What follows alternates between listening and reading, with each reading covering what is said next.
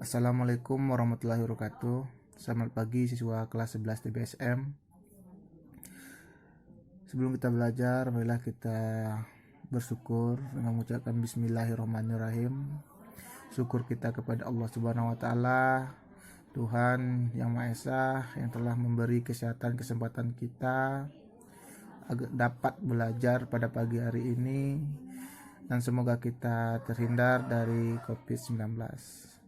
Selawat beriring salam tak lupa kita ucapkan kepada Nabi besar, kita hadiahkan kepada Nabi besar Muhammad SAW yang telah membawa kita dari zaman kegelapan hingga ke zaman terang menerang kepintaran yang kita rasakan hingga saat ini. Pelajaran kita hari ini adalah sasis. Bapak jelaskan apa itu bagian dari sasis. Bagian dari sasis yang pertama adalah rangka, yang kedua adalah kemudi, yang ketiga adalah suspensi, yang keempat adalah roda, yang kelima adalah rem. Nah, jadi sasis merupakan induk dari bagian rangka, kemudi, suspensi, roda, dan rem. Kita mulai dari rangka atau frame body. Fungsi dari rangka adalah untuk menopang mesin, tahanan dari sistem suspensi, tahanan dari garpu depan dan garpu belakang, penahan dari tempat duduk jok, penahan standar samping dan standar tengah. Setelah itu perletakan baterai dan peralatan listrik lainnya.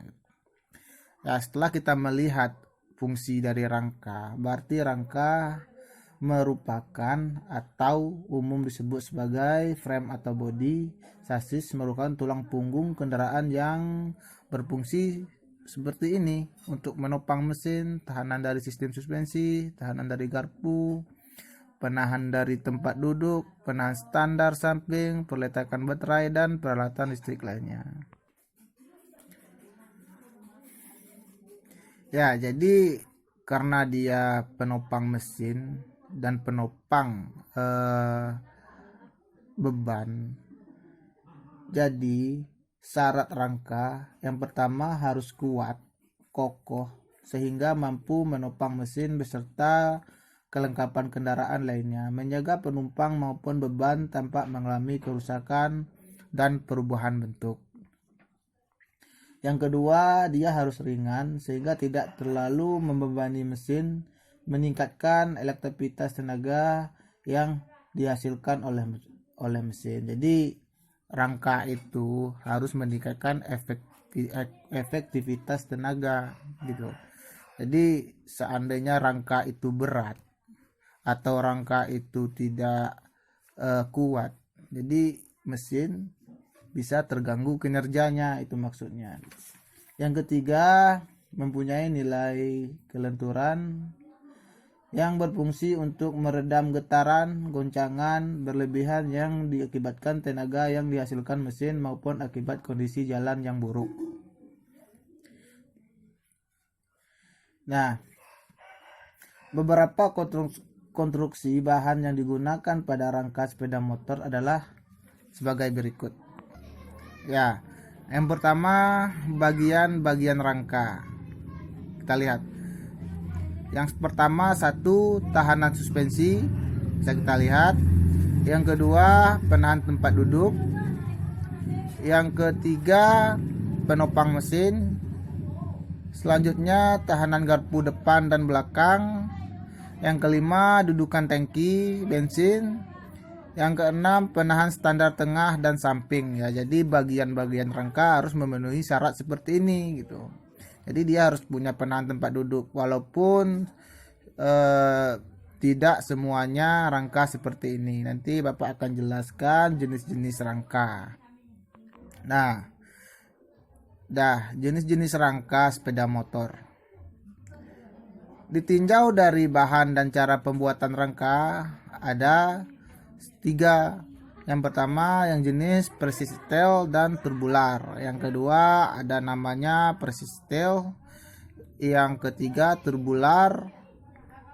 Nah, jadi yang pertama dan yang ketiga itu persistil dan turbular. Jadi gabungan. Jadi ada satu jenis rangka motor itu digabung dengan persistil dengan turbular gitu. Nah, Bapak jelaskan apa itu yang jenis persistil dan turbular. Rangka terbentuk dari kombinasi bahan pelat baja yang dipres, lempengan, ditambahkan dengan bahan bentuk pipa. Pada umumnya jenis ini mempunyai bentuk yang disebut T-bone, bentuk tulang T dengan pola berlian. Contoh seperti motor-motor CB, GL, GL Max Pro, dan Vixen jenis Yamaha, Suzuki jenis standar gitu. Yang kedua ada yang jenis precious steel. Rangka terbentuk dari bahan pelat baja yang seluruhnya dipres atau lempengan. Jadi pernah kalian lihat jenis rangka motor itu dia press atau tipis ya. Jadi rangka itu dipres, ditekan sampai dia tipis gitu. Beda dengan jenis turbular. Turbular itu jenisnya itu bulat ya. Jadi dia itu bulat. Beda dengan jenis precious steel. Precious steel adalah rangka yang dipres. Dipres pada umumnya jenis ini mempunyai bentuk yang disebut backbone, bentuk tulang punggung. Nah, jadi ada yang jenis dipres sehingga dia motor lama seperti motor CB termasuk Vespa. Jadi seluruh bodinya itu, rangkanya itu langsung menjadi body gitu. Semuanya adalah besi, bodinya juga besi gitu. Rangkanya terhubung langsung dengan bodi seperti motor Vespa dengan motor Cup 70 yang lama. Ada juga rangkanya saja yang dipres seperti motor Honda Astrea Star Cup 800 dan Bapak ya, hanya itu Astrea Star dan Cup 800. Yang ketiga ada jenis turbular. Rangka turbular ini yang seluruhnya terbentuk dari bahan pipa. Umumnya jenis ini mempunyai bentuk yang disebut double cradle dan semi double cradle ya. Nanti Bapak jelaskan yang mana yang semi double cradle, yang mana yang persistil dan turbular gabungan, mana yang turbular. Rancangan satu rangka dibuat berdasarkan beberapa timbangan, yaitu disesuaikan dengan cc. Jadi rangka motor itu tidak sembarang dibuat. Jadi sesuai dengan kapasitas mesin. Jika cc-nya besar, mesin yang akan dipasangkan menggunakan sepeda motor tersebut ataupun dirancang agar mudah dalam perawatannya dan ekonomis. Bahan yang dipakai untuk pembuatan rangka juga dipilih sesuai dengan pertimbangan yang sama. Misalnya rangka yang ada bahannya aluminium diperuntukkan bagi sepeda motor jenis sport dan eksklusif. Kenapa digunakan aluminium? Karena dia lebih ringan. Karena motor sport menggunakan sistem precious steel dan turbular, tapi bahannya itu diperbanyak aluminium. Sepeda motor untuk menggunakan di jalan umum juga menggunakan bahan sebagian aluminium, dan sepeda motor dengan kapasitas mesin sedang dan besar. Jadi ada yang cc sedang, ada yang cc besar, ada yang sangat besar gitu. Jadi rangka itu tidak dibuat sembarangan. Motor cc kecil kita gunakan rangka besar, itu akan mengakibatkan kerja mesin terhambat gitu. Kenapa? Karena rangka itu besar, otomatis berat, jadi membuat kinerja mesin motor itu berkurang. Nah, ini adalah bentuk dan tipe model rangka. Bapak lihat kan sama kalian semuanya. Yang kelompok 1 adalah precious steel dan turbular.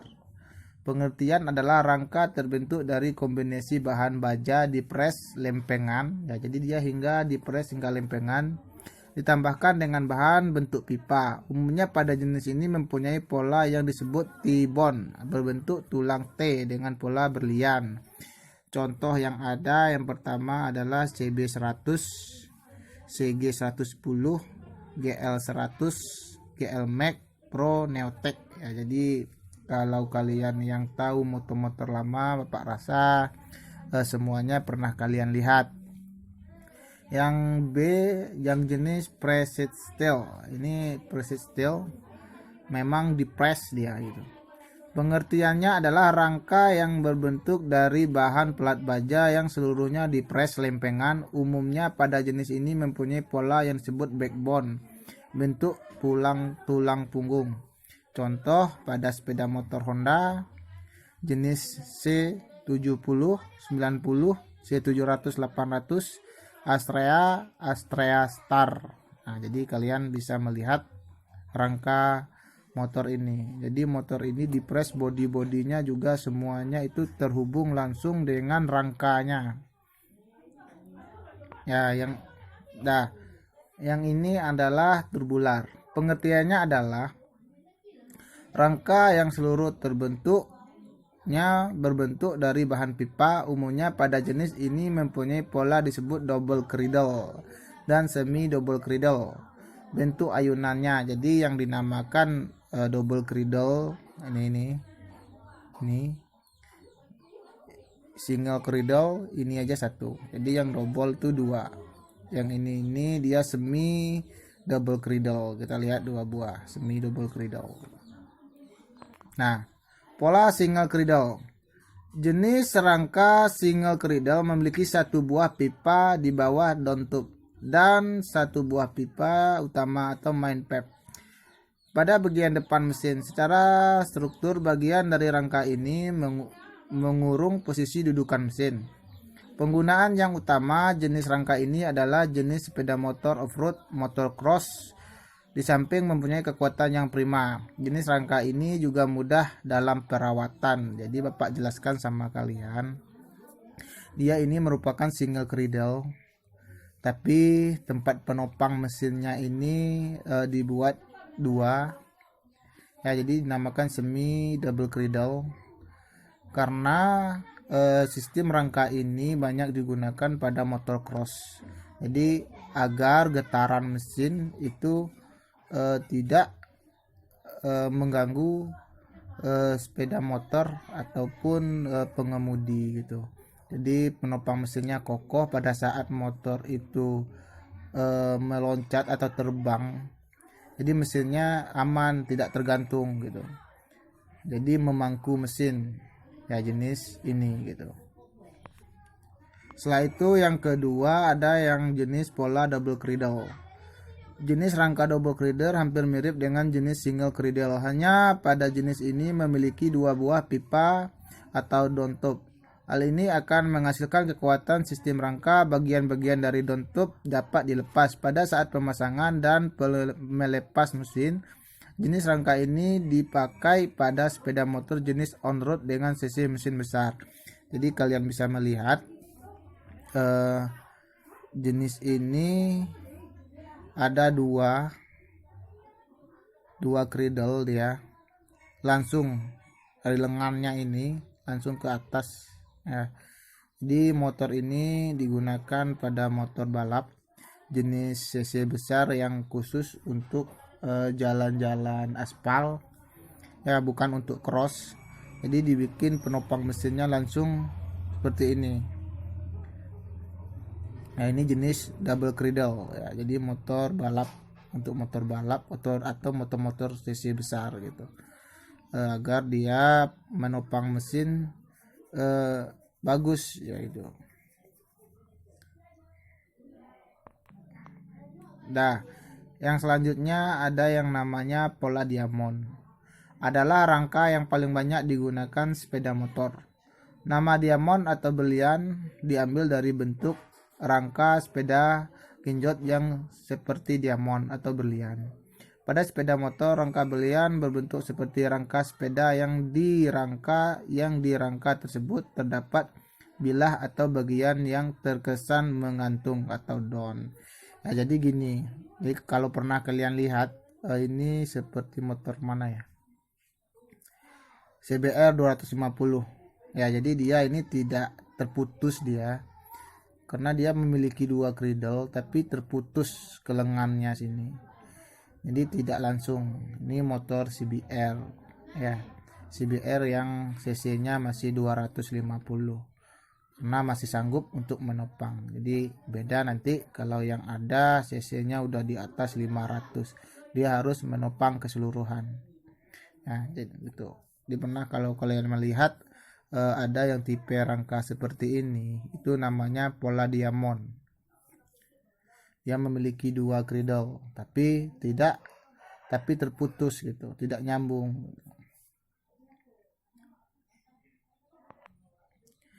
Selanjutnya ada yang namanya pola loop. Ini pola loop. Jadi pola loop ini dia ini jenis turbular, bulat-bulat, dia tidak dipres. Ini motor ini seperti motor Win. Ini rangka ala jenis rangka motor model Win. Ya mungkin ada motor-motor lain juga rangkanya juga seperti ini gitu. Nah, kalian bisa melihat. Jadi kalau seperti ini model rangkanya itu namanya pola loop. Nah, selanjutnya ada yang jenis pola backbone. Jadi kalian bisa melihat jenis pola backbone. Pola backbone ini memiliki tulang punggung. Ini tulang punggungnya ini. Ya, ini memiliki tulang punggung menggunakan rangka jenis turbular dengan pola backbone. Jadi dia ini rangka turbular pola backbone. Jadi rangka seperti ini banyak digunakan pada jenis motor Supra, Smash, apalagi Supra, Smash, Jupiter dan sejenis-jenisnya itu. Ini Honda Supra menggunakan rangka jenis turbular dengan pola backbone. Nah, selanjutnya ada yang jenis pola pipa ganda atau twin spar. Jadi yang namanya pola pipa ganda ini dua gitu. Honda NSR 150R menggunakan jenis turbular dengan pola pipa ganda. Rangka ini menggunakan pipa segi 4 dan 4 persegi panjang. Pada jenis rangka ini akan menjadikan rangka semakin kuat dan tahan terhadap tekanan. Jenis rangka ini umumnya dipakai pada sepeda motor tipe sport on road yang bersirkuit aspal. Jadi bisa kalian lihat. Nih jenis rangkanya seperti ini. Ya, yang mana yang dinamakan pola pipa ganda. Yang ini namanya pola pipa ganda ya. Yang selanjutnya ada yang namanya pola underbone. Jadi ini pola underbone sepeda motor Matic Honda, ya juga Honda, bisa juga jenis Mio, jenis Spin, Suzuki, Mio, Yamaha, Honda Beat. Ya, ini menggunakan pola rangka underbone. Sepeda motor Matic Honda menggunakan rangka jenis turbular dengan pola underbone. Jadi kalian bisa memperhatikan jenis rangka pola underbone seperti ini. Nah, jadi pertemuan kita hari ini mengenal rangka, Bapak rasa cukup di sini dulu. Yang terpenting kalian udah tahu dan mengenali jenis-jenis rangka.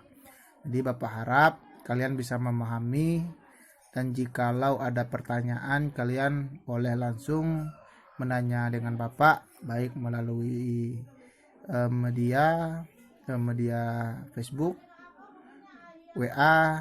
Nah, Bapak siap melayani kalian semuanya. Untuk materi kalian, untuk tugas kalian adalah menghafal jenis rangka dan fungsinya, juga rangka tersebut digunakan pada motor yang kalian ketahui. Jadi boleh kalian kirim videonya dengan Bapak.